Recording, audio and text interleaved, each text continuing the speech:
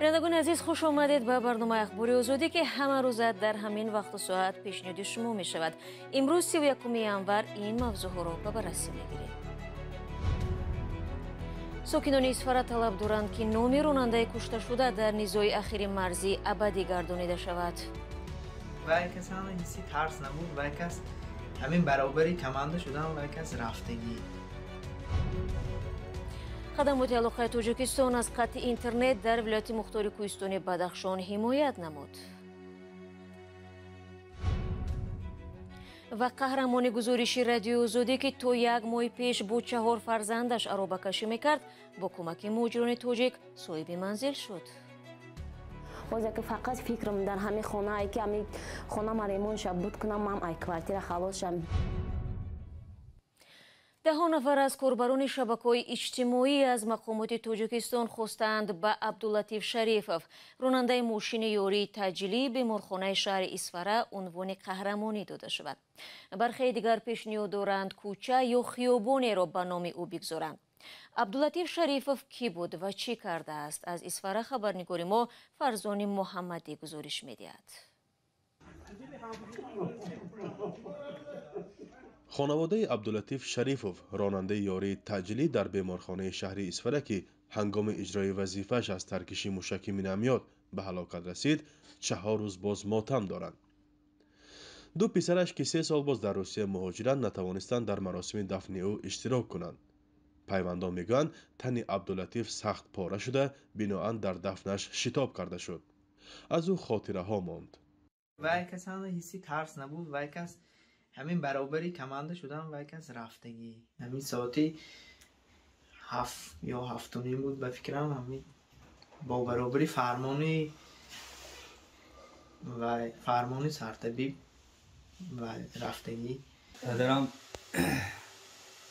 گفتی خودشان اون رنگی که بیانیو چه قسم میخورد چه دل دادگر نمیخواه بودم. در روز حادثه هم او توانسته است که چندین زخم خورده را از منطقه داغ به بیمارستان آورد. ولی دفعه نوبتی نقلیات وی هدف موشک‌پرت‌های قرار گرفته خودش کشته شده و 2 نفر دیگر که در نقلیات او قرار داشتند جراحت‌های وزنین برداشتند.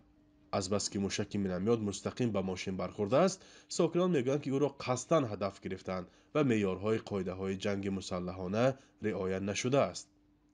ساکنان و چندی از فعالان شبکه‌های اجتماعی طلب دارند به او جایزه دولتی داده شود یا محله را به نامش گذارند. از او 3 فرزند و 6 نبیره باقی مانده است. پسرانش میگن اگر به روسیه میرفت حالا شاید زنده می بود. ما اونجا گفتم بیاید داکومنت کنیم پاسپورت کنیم خیلی خوب پنسای ند میبرد آینده.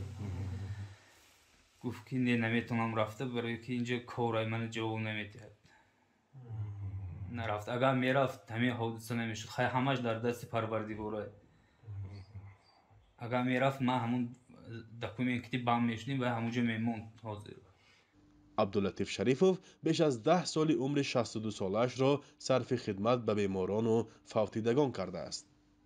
مثال قهرمانان کرامی خواهر که من تنشم گرفته من میقه نگاه بین کننده این هم تو بناف ما بچه هاش نگاه میکند و کاری کرگی همون بچه ها مثال میشنورش خواهرم پیسه ببرورا نفقه ببرورا دیگه اکو مثال حاضر همین 4 روز مالت نگاه کنه این پرتفته همه میره تنها میمون.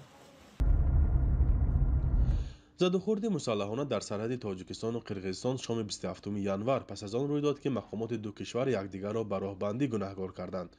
بعداً دو طرف نیمه شب گذشته درباره آتشبس کامل در مرز خبر دادند.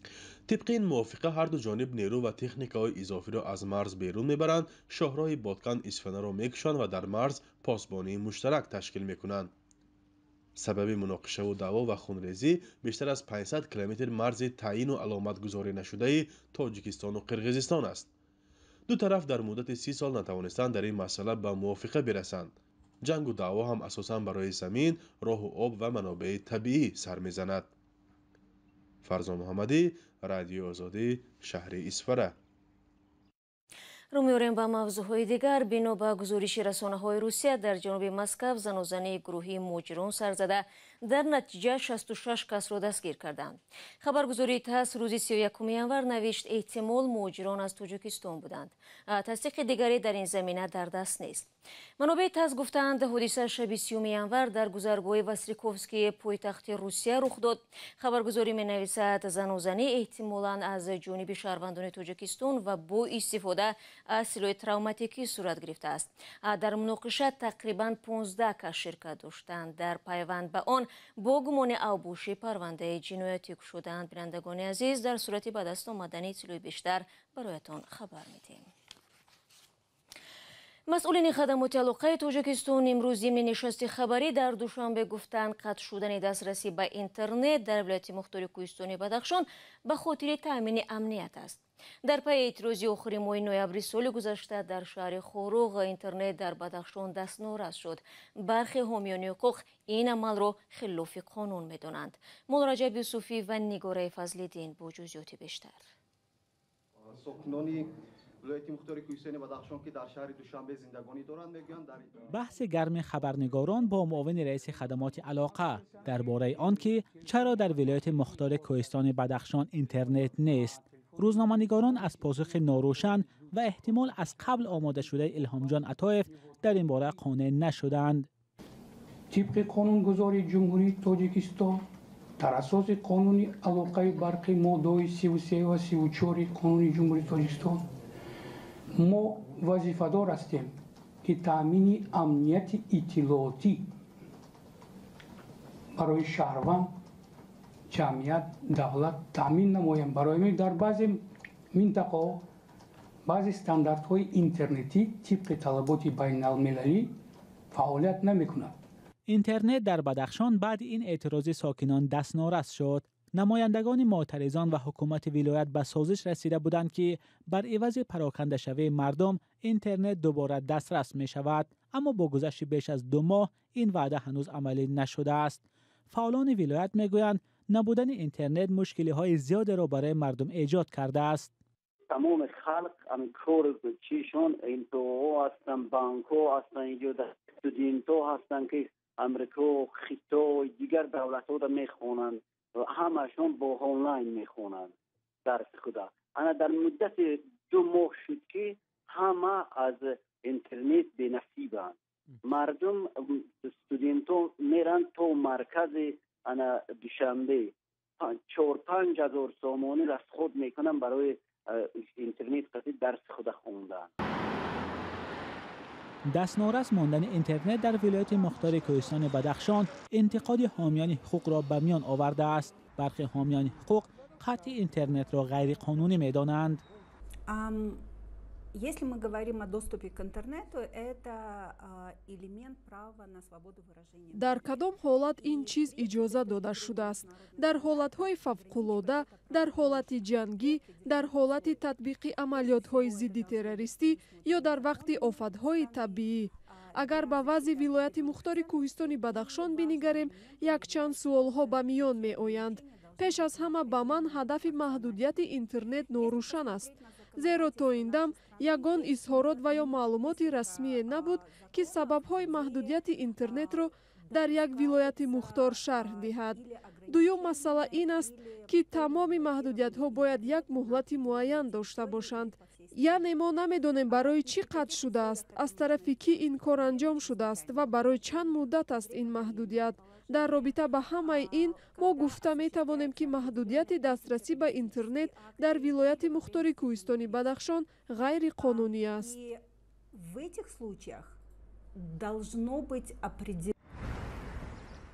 هنوز روشن نیست که ساکنان ولایت مختار کوهستان بدخشان کی به اینترنت دسترسی پیدا می‌کنند، هرچند در حال حاضر مقامات به درستی این کار خود پایفشاری دارند.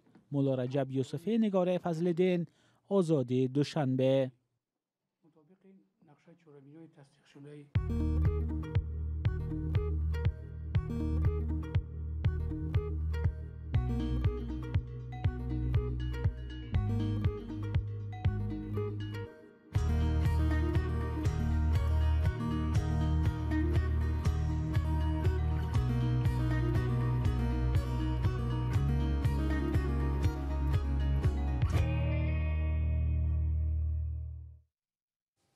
شما برنامه اخباری آزادی رو تماشا دارید. زن سرفرزنده که با کودکانش عروبه کشی میکرد حالا در فکر تعمیر خانه‌اش است.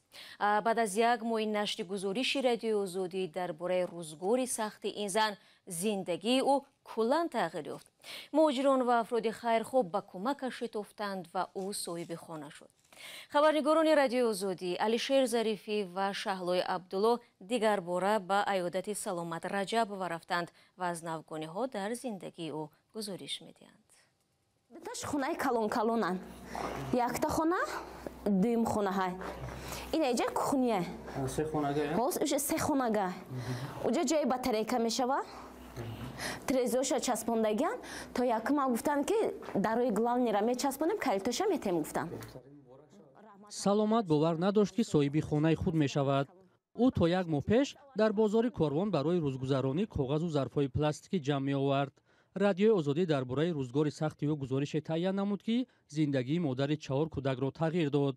وقتی که شما آمدید سیامکا کردیم پارتوفتند با زندگیم با خیلی خوبتر شد. خیلی خوبتر شد. خیلی هم نه بسیار خوب شد. بسیار زندگیم خوب شد. الحمدلله با یاردم شما با یاردم آدمای خیرخواه. بعد نشر گزارش افراد خیرخواه به او لباس و خوراک کمک کردند و سپس مهاجران مهنتی تاجیک برای جمع‌آوری پول منزلش دست به کار شدند. با یک مهاجر بچه بود مسکو مهاجر بچه چه نامش عبدالغفور عبدالغفور خداوند برکت شمته همو گفتن که خیلی نگاه میکنیم اگر یکم کسی دست خانه پدرکا نکردن ما حرکت میکنیم که ایامون مهاجرا چی میکنیم کمک طلب میکنیم که ترا صاحب خانه کنیم. خیلی ایوان 10 روز 15 روز گذشته بعد کارتک شدن. بعد خیلی اوستا خیلی کارتم در جمع شدن. عربم بردم که چی دست سپردم. بازار کاروان دست سپردم. یا آدم سوداگر دادم هر ماه آرنده 150 سومون میگیرم. من خیلی بردم سپردم.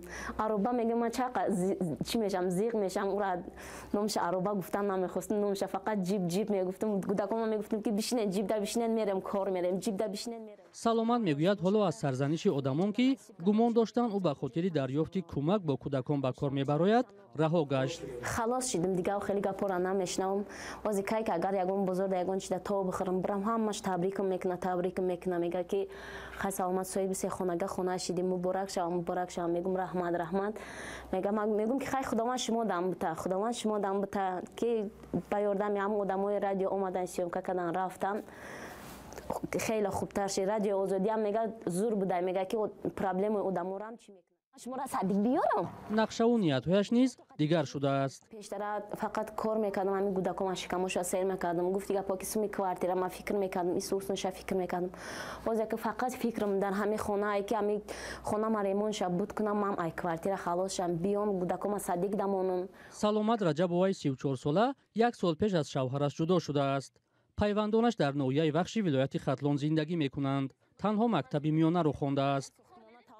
میگوید در دنیا انسان‌های خیرخواه زیاد بودند و حالا امیدش برای یک زندگی بهتر بیشتر شده است. ولی اکنون باید زندگی سازد که ارزنده خیرخواهی انسان‌های نیک باشد. مثل سلامت آدمانی در گرداب زندگی درمانده زیادند. کمک دولت به چنین افراد نظررس نیست. اکثرا جامعه و انسان‌های سخاوتپیشه به داد آنها میرسند. و مسئولان شرکت برق توجیک میگویند توجیکستان در سال گذشته به مبلغ 56 میلیون دلار به افغانستان 1 میلیارد و 275 میلیون کیلووات ساعت نیروی برق فروخته است. این مطلب را شمسلو اسوزاده رئیس نوی شرکت برق توجیک امروز ضمن نشست خبری در دوشنبه بیان داشت.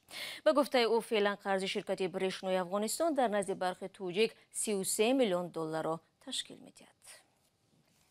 شنوندگان عزیز فرصتی برنامه اخباری آزادی به پایان رسید. تشکر از شما که تا این لحظه ها با ما بودید. خبر گزارش‌های دیگر را چون همیشه میتوانید در سامانه رادیو آزادی پیدا کنید.